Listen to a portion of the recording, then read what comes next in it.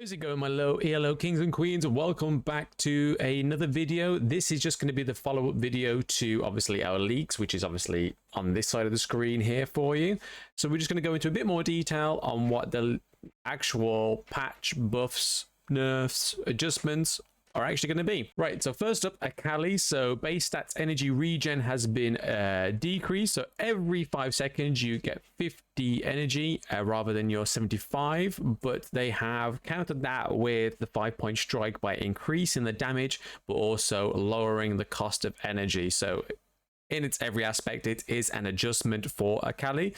Perfect execution. So her ultimate, the first bit of damage has been decreased, but then her further 2 steps of damage have been increased, and then the minimum second cast damage has been decreased as well, but also the AP scaling has been decreased by 10%. I did go against an Akali yesterday in a match, and you can tell the difference this adjustment has made, especially with the buffed Infinity Orb and the adjusted Void Staff, other AP items basically.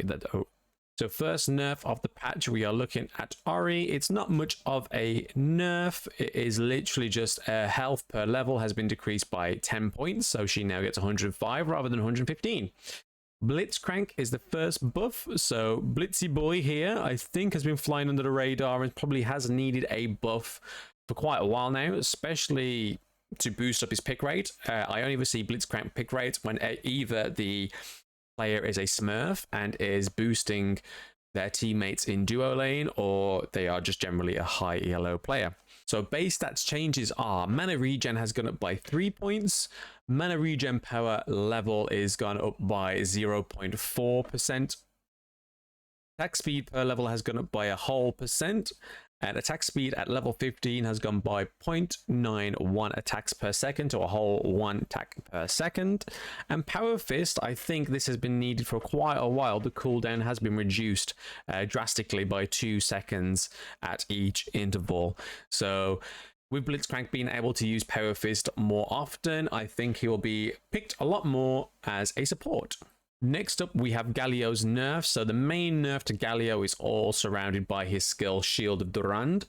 So the taunt duration is obviously unchanged. The duration needed for the effect ranges and taunt duration to reach maximum has gone from 0.75 to 1.25 seconds.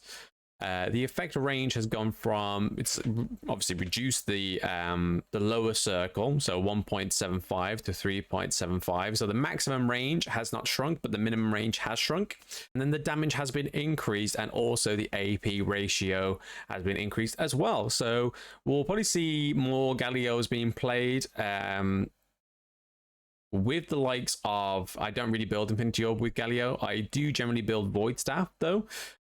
Void Staff with the damage increase of Shield of Durand may actually make Galio a bit stronger as well. So it may not necessarily be a nerf, because you don't normally get people who play Galio literally just press the skill and then let go. You do charge it up with the engage, so you do always get that maximum range of effect already, and that has not been changed. Next up is Karma's nerf. So Karma's nerf is a bit more drastic. So the base damage on her inner flame skill has been lowered at every stage other than the first one. And then Transcendent Embrace, the slow has been reduced drastically by 15%. I think we'll end up seeing less of Karma in mid, more so Karma in support now with these changes. Morgana's adjustments. So base damage on Dark Binding has been increased other than the first level, and then Torment Shadow's base damage has been decreased, but the damage to monsters has been increased by a whole 25%. The mana cost has changed ever so slightly as well, so it will cost more to drop Tormented Shadow, but I'm guessing they've done this to make Morgana more viable in jungle rather than as support or mid. As somebody that used to play jungle quite a bit, having that Morgana buff in jungle is more than welcome, to be honest, because I rarely ever got along with Morgana in jungle, but maybe now should be a bit more viable. If you have played Morgana recently, let me know in the comment section below. The next nerf is Rengar, just a basic nerf. It is your basic attack damage has been reduced by a whole 6 points. With Solari's Charge Blade, I do know a lot of Rengar people do build Solari's Charge Blade with him, so will you see a difference here? Probably not. Probably not. Seraphine, again, another champion that has flown under the radar, sorry, in terms of nerfs. Has been Seraphine. Seraphine has a buff in damage on her high note ability, but the AP ratio has been decreased by a whole 10%. And then the damage is the same on her beat drop, but the ratio has been dropped by 10% again. Hopefully this will just bring her back to being a support rather than a damage dealer. Shen's adjustment. So Shen, I think, has needed an adjustment for a while. So his energy regen base stat has gone up by a whole 25 points. Key barrier, so energy gain from key barrier has been reduced, but obviously with a half increase on his energy regen base stat, I think you won't see the difference on the key barrier. You won't be like, oh my god, key barrier is so useless now, because you have an extra 25 points in your base stat. And then Twilight Assault, the energy cost has gone up ever so slightly as well. Sona nerf. So Sona's base armor is dropped by 5 points. Her healing has dropped, but yet her shielding has been buffed. So obviously with the base armor being set lower, her shield ability that gives shield to herself and her teammates has been buffed, so we'll probably see a lot more shield given in her area of perseverance. And then Song of Clarity cooldown has been increased as well. Soraka buff, I've been seeing a lot of hype over this Soraka buff, because there is people that did play Soraka on PC, but then when it came to Wild Rift, they've barely touched Soraka. You don't see your Soraka being picked that often. But into the buff, so Salvation, so movement speed has gone from 70% to 100%, which is drastic. Star Call has Rejuvenation gone from 2 seconds to 2.5. Cooldown has decreased by 0.5 seconds, and the total Rejuvenation healing has gone up, and the AP ratio has gone up as well. Astral Infusion Rejuvenation has gone up by 2.5 seconds. Gameplay changes. There's not really much here for Infinity Orbs, other than the main reason these ones have been attack damage has been debuffed, nerfed, but then the gold has been increased, is so people can get Grievous Wound a lot quicker, which is fair enough. And the same goes for Infinity Orb. So they've increased the ability power, but they haven't decreased the gold. So Infinity Orb will get a bit more love than it has been getting for the past few patches. Seed Jar, you don't see many people building this item, but you do have now a new aspect of it. So it is, you gain 425 health and ability haste. Your movement speed has been unchanged, but they have removed the armor and the magic resistance. I'm guessing because there is better magic resistant items out there when you are building defense. But there's a new path that makes it down and brings it down by 100 gold, so it has become cheaper to buy. It's passive itself, so propagation has been unchanged, but now we do have a new passive on there. So picking up seeds grants plus 40% movement speed, which decays over 2.5 seconds, which could be fantastic in a situation where you could hit a nearby plant, you pick up the seed. So you can use this as a means of escaping or a means of closing the gap and getting a kill. So you may see people build this more often just for the escapability or being able to close kills now with that 40% movement speed increase, which is crazy.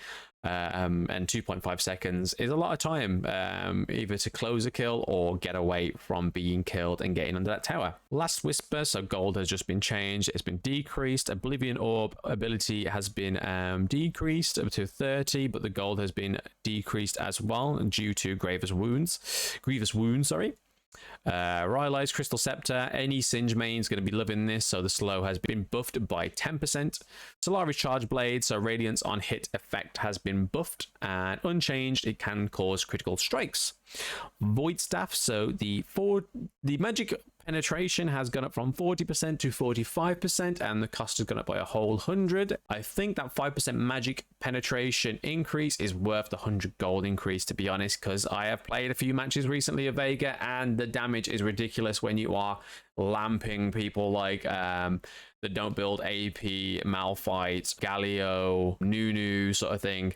You drop in that second, and then hitting them with the first, there's so much more damage now, especially with magic penetration being increased on Void Staff.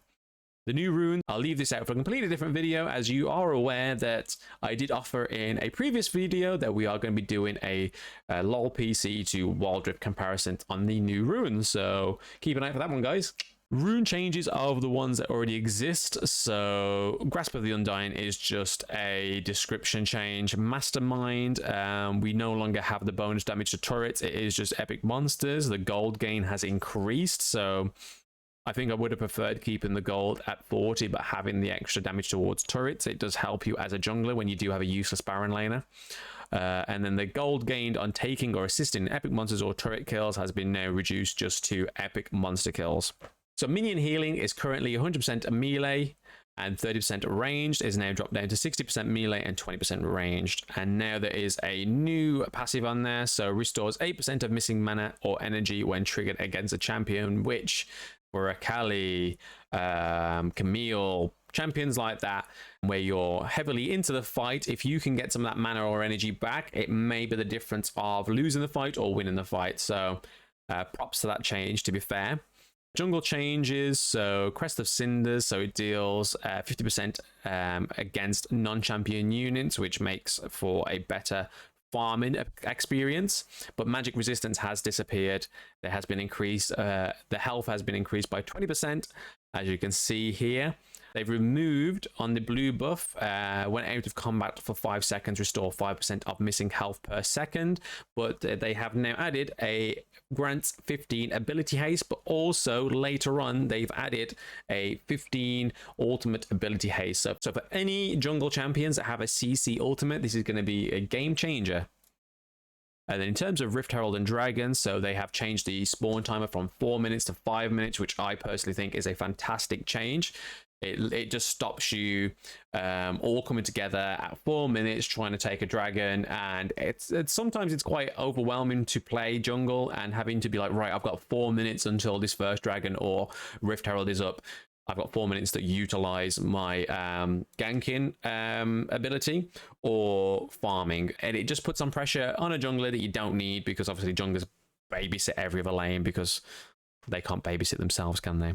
Smite has changed, so damage to monsters have gone up by 15%. So it was 10%, it's now got up to 15, which is good.